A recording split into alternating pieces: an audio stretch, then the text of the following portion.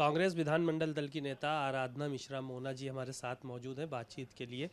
आज जो विधेयक आया है पीजीआई को लेकर, उस पर आप क्या मानती हैं, विपक्ष क्या मानता है जो विधेयक पेश हुआ है? देखिए, सबसे बड़ी बात उसमें संशोधन दिया है मैंने कि सरकार उस पर पुनर्विचार करे और प्रवर समिति को भेजे। सबसे बड़ी बात यह है कि ये जो विधेयक है, ये इसमें से पूरी तरह से ये किसी ऐसा जिसको बनाया गया है कि कहीं ना कहीं किसी एक व्यक्ति को लाभ देने का प्रयास किया गया है। पूरी तरह से इस विधेयक में कहीं भी कोई क्लैरिटी नहीं है। अगर 65 वर्ष की आयु तक, जैसा कि उसमें प्रावधान पहले से था, किसी को भी उस पद पे रहने की अनुमति थी, अब उसको बढ़ा करके 3 साल, एक बार में 3 साल बढ़ा के 68 वर्ष कर ली गई। कितने ऐसे डॉक्टर्स होंगे जो उस अवधि पर आते आते रिटायर हो जाएंगे। जब यह 65 वर्ष की आयु का प्रावधान सरकार ने रिटायरमेंट का बनाया था, तो उसके पीछे कोई ना कोई मकसद था कि हर किसी को बाय रोटेशन, बाय सीनियोरिटी जो है वो उसको उस पद पे रहने के लिए समय मिले। तो आप ये तो पूरी तरह से आपने एक तरह से सब पूरे सिस्टम को स्टिल कर दिया, स्टैग्नेट कर दिया, रोक दिया, स्थिर कर दिया।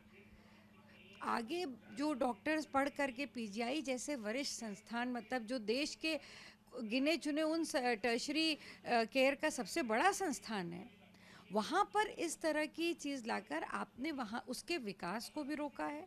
वहाँ के डॉक्टर्स का जो मनोबल है वो कमज़ोर हुआ है, और आगे बढ़ने की जो क्षमताएं थी उस पर पूर्ण विराम लगा दिया सरकार ने।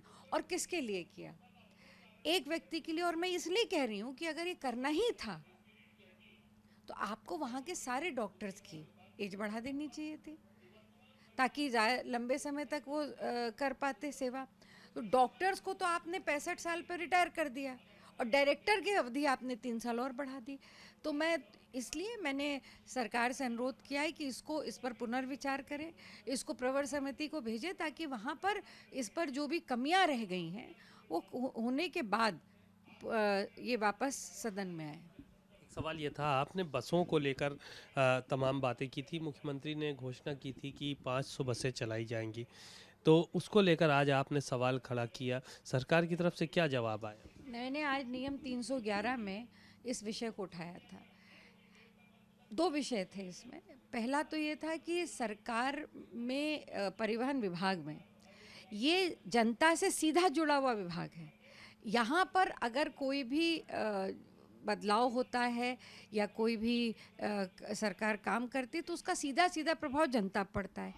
आज जो विषय था कि परिवहन विभाग में foreman, store incharge, store supervisor जैसे पदों के लोग को एआरएम की जिम्मेदारी दी जा रही है।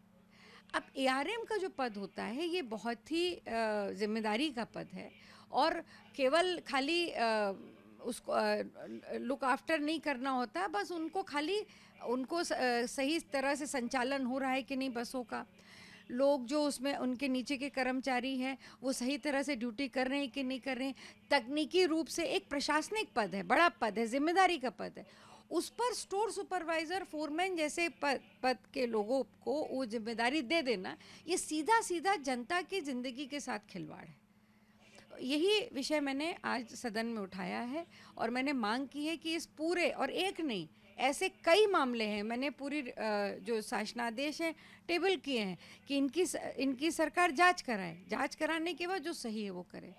क्या सर, अब हो सकता है सरकार के पास उस पद के लिए लोग नहीं हैं, तो इसका ये मतलब तो नहीं है कि जो उससे नीचे के पद हैं, जिन लोगों के पास अनुभव नहीं है, उस चीज़ के लिए ट्रेन नहीं किए गए, उनको आप एक ऐसे जिम्मेदारी के पद पे बिठा लें।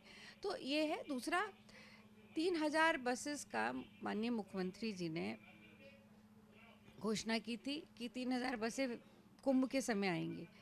मात्र 531 नई बसें क्रय हुई फरवरी के महीने तक।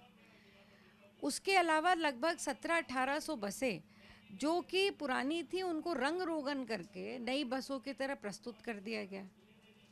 तो ये कहीं ना कहीं वो जो पैसा था जो 3000 बसेस के लिए था वो कहाँ गया? और अगर सरकार अभी विभाग के पास है तो कब तक नई बसें खरीद के खड़ी कर देगी? तो ये सारे दोनों विषय थे जो महत्वपूर्ण थे, जनता के हित के लिए थे, उनकी सुरक्षा के लिए थे, सहूलियत के लिए थे। ये दोनों विषय मैंने आज उठाए। बजट को लेकर चर्चा चल रही है लगातार, विभिन्न विभागों के बजट पर चर्चा हो रही है। आप किस तरह से देख रही हैं जो बजट आया है, जो विभागीय बजट आया है? देखिए, विभाग में दुर्भाग्यपूर्ण ये है कि स्वास्थ्य, अब जैसे कृषि विभाग अभी जिस पे चर्चा चल रही थी, कृषि पर मात्र 3% बजट, पूरे बजट का 3% रखा गया है। इसी तरह स्वास्थ्य पर 6% का बजट है। तो जो उत्तर प्रदेश जैसे प्रदेश में जहाँ पे इतनी बड़ी आबादी रहती है, वहाँ पर अगर आप कृषि, स्वास्थ्य, शिक्षा जैसे महत्वपूर्ण विभागों पर इतना कम बजट रखेंगे, अगर आप 3% बजट रख रहे हैं तो आप एमएसपी कैसे देंगे किसानों को, उनकी आय कैसे दुगनी करेंगे? आप अगर इतना कम बजट स्वास्थ्य सुविधाओं पे रख रहे हैं, तो आज जो आपके सामने चैलेंजेस है कि डॉक्टर्स नहीं हैं, पैरामेडिकल स्टाफ नहीं है, उसको आप कैसे पूरा करेंगे?